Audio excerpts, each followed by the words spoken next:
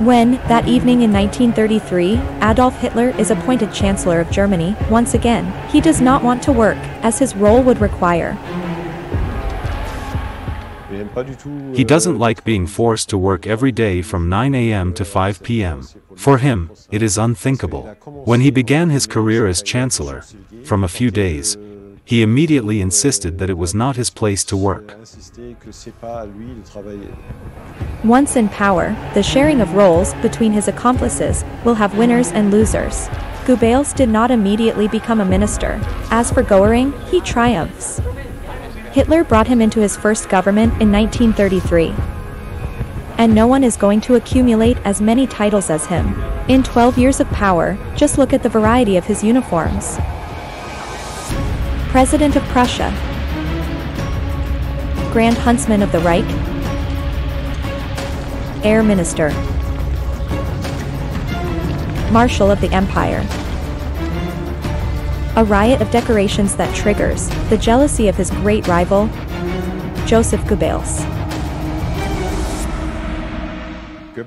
Goebbels at the start is quite skeptical of Goering's role. He describes it very well as being an unbearable balloon, puffy, puffed up with fatuity, vanity, a vulgar pleasure seeker, a redneck in fact, a nouveau riche who wants tinsel, who struts around in ridiculous uniforms, decorated with medals and fodder. It's a puppet in his eyes. However, Goering is also a strong man. He installed the dictatorship in 1933.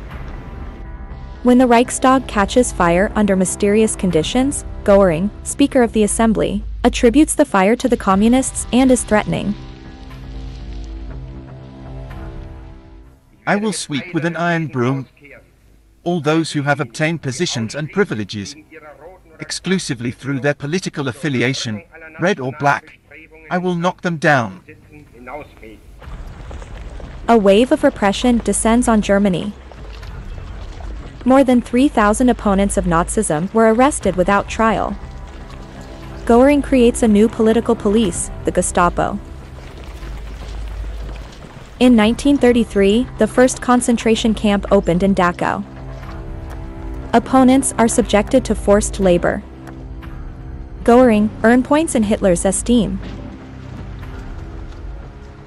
Goering has, each time the one when Hitler, looking for someone to entrust a difficult job to one of his collaborators. But Joseph Goebbels also ends up receiving a tailor-made position. A great ministry for propaganda. The frustrated writer now has the power to choose aloud books and ban others.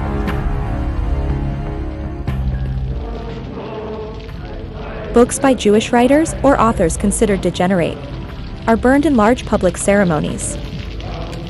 Like that evening in May 1933 near the University of Berlin.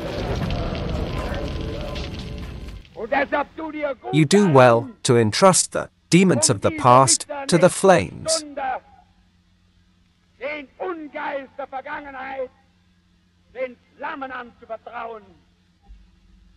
The German man of the future will not be just a bookman, but also a man of character.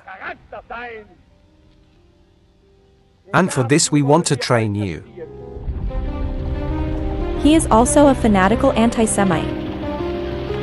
When the Nazis came to power, Jews represent only 0.8% of the population in Germany. But Goebbels imagines a way to persecute them. Trucks drive through the streets to spread a message.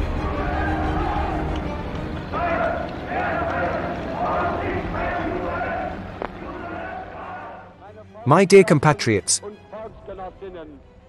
this morning at 10 a.m., we started the boycott of Jewish traders. Stores run by Jews are singled out. And the Nazis firmly dissuade customers from entering.